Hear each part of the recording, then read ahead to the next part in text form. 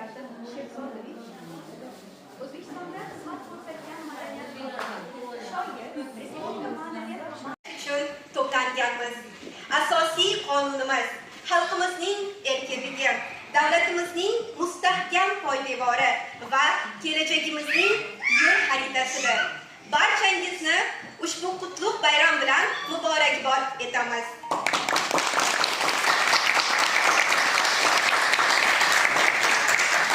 Ma'lumot o'rnida aytib o'tamizki, O'zbekiston Konstitutsiyasi davlatning bosh qonuni bo'lib, davlat tuzilishi, fuqarolarning huquq va erkinliklari, jamiyatning asosiy tamoyillarini belgilaydi. O'zbekiston Respublikasining Davlat Konstitutsiyasi 1992-yil 8-dekabrda qabul qilingan bo'lib, 2023-yilda yangilangan tahrirda nashr etildi. Konstitutsiyada har bir O'zbekiston fuqarosining shaxsiy, siyosiy, iqtisodiy va ijtimoiy huquqlari kafolatlangan. O'zbekiston Respublikasining Konstitutsiyasi fuqarolarning huquq va erkinliklarini eng oliy qadriyat deb biladi.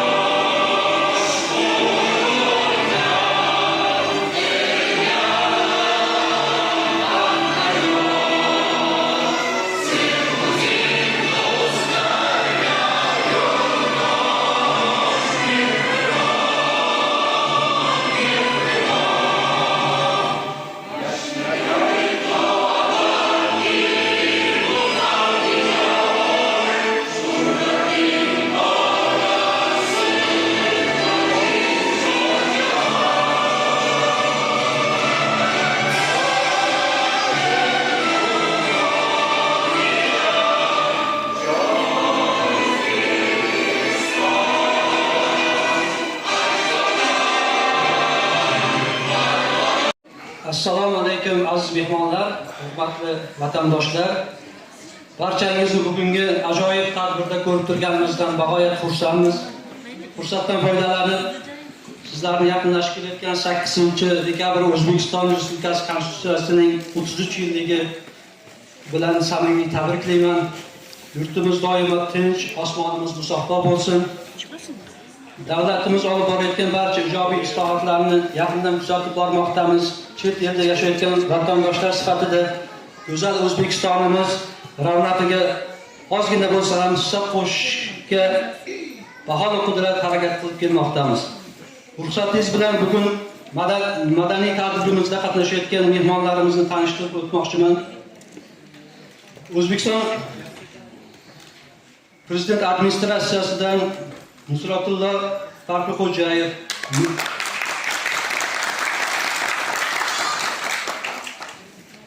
Millatlararo munosabatlar va xorijdagi vatandoshlar masalalari qo'mitasi rais o'rinbosari Bekzod Shukurov, Vatandoshlar jamoat fondi raisi o'rinbosari Sanayev Boyib aka, Respublika ma'naviyat va ma'rifat markazidan sevimli shoirimiz, O'zbekistonda xizmat ko'rsatgan madaniyat xodimi Bobur Boburov,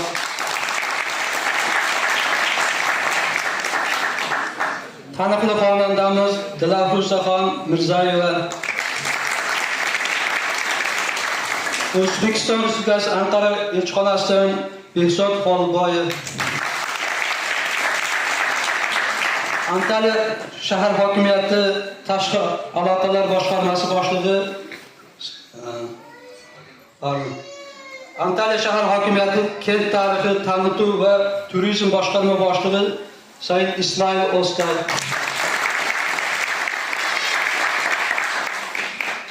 va boshqarma shu'ba mudiri Said Selma Gulchay,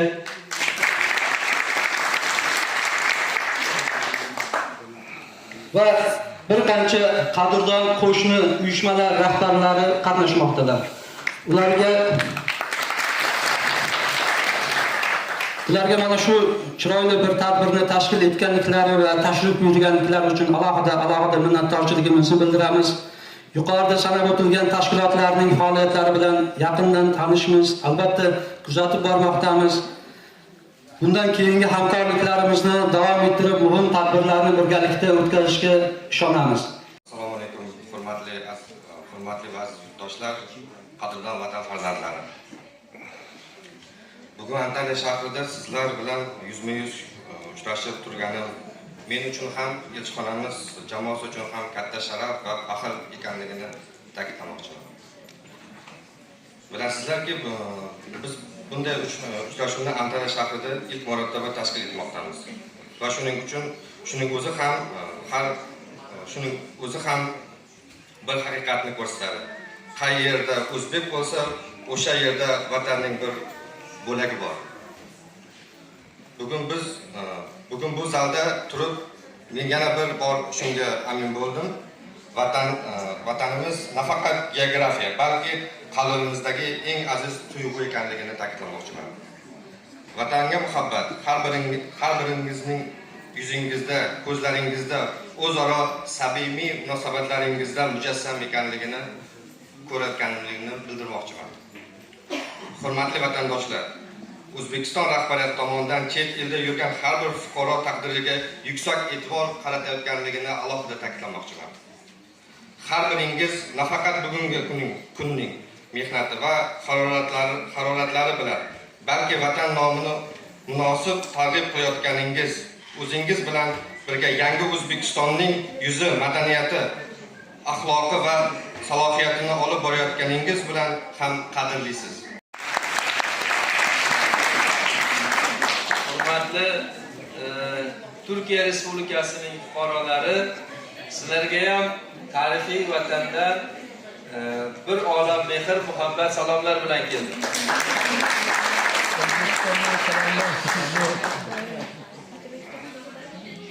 Albatta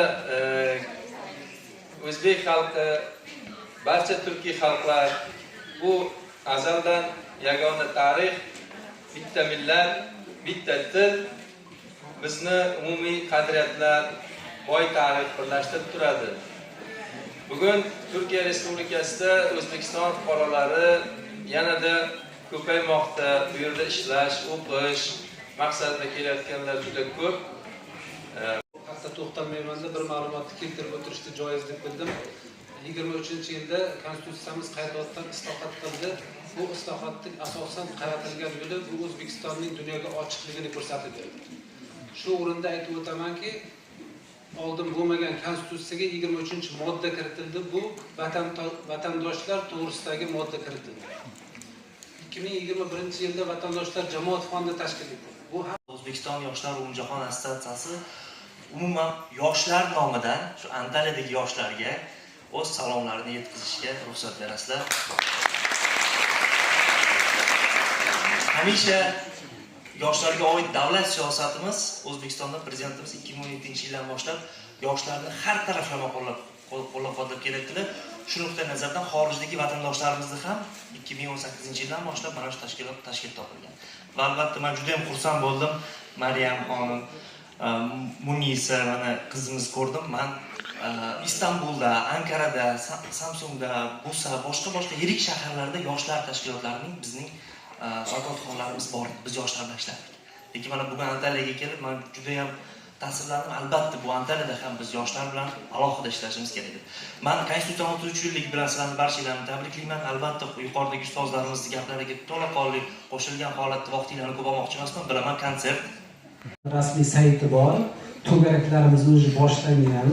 Bu bahorda birinchi bu Virjiniyadagi faol vatandoshimiz tomonidan berilganda 10 nafar qizni dutorga onlayn o'rgatish kursini ochganmiz.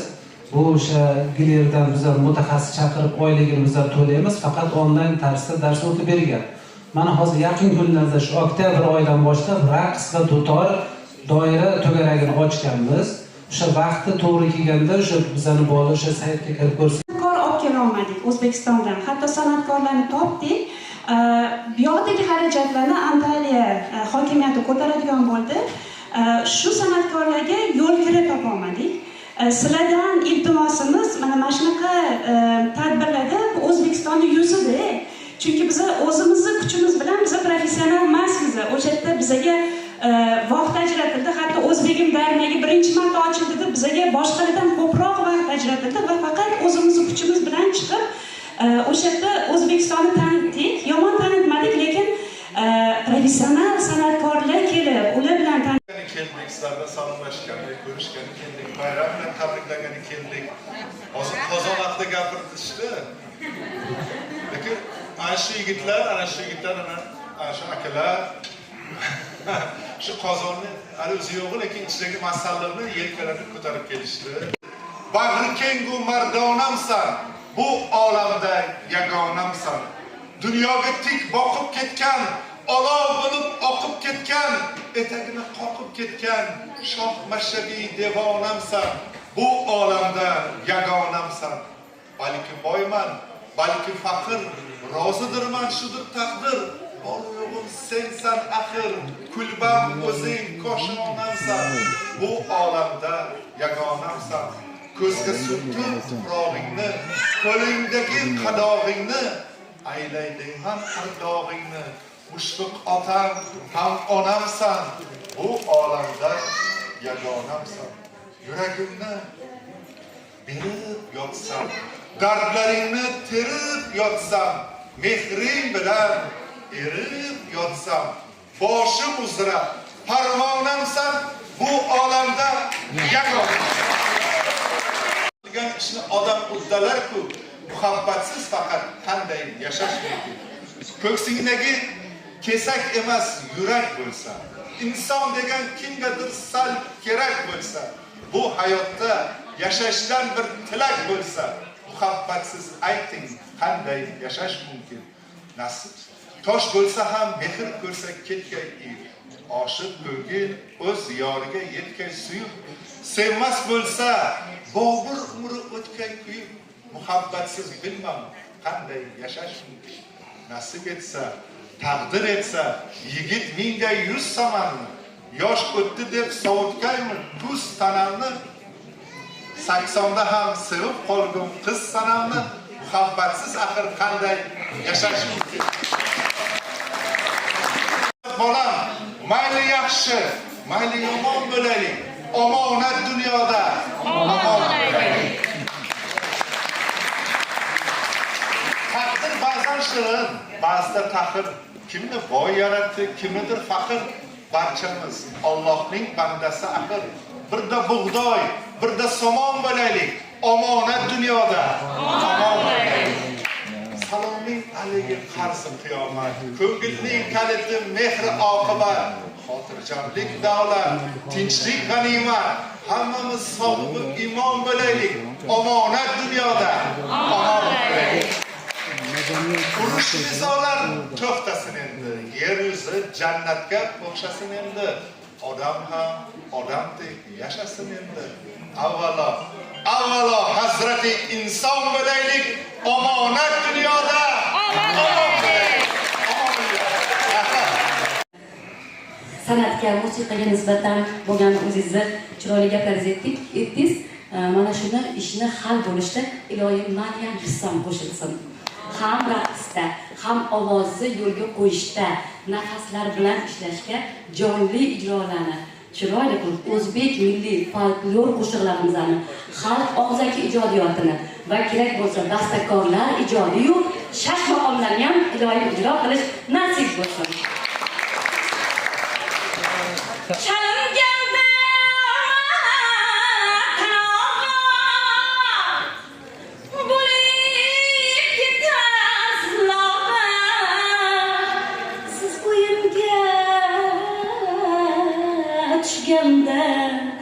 davrada yo'q barobar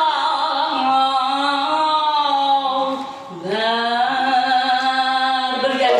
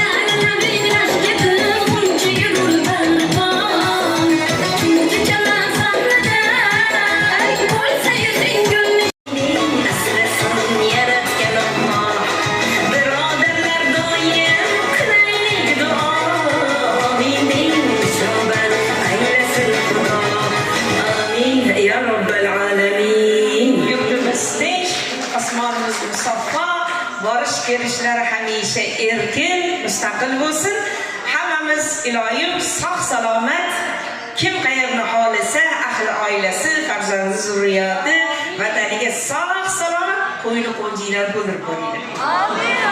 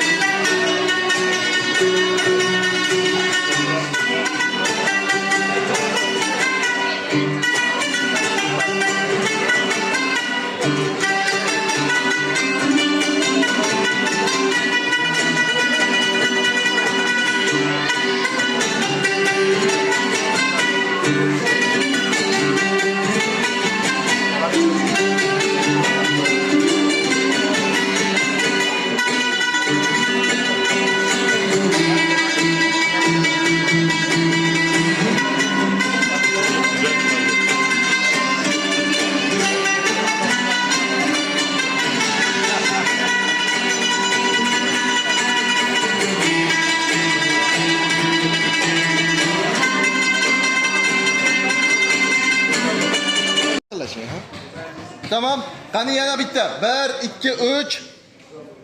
1 2 3.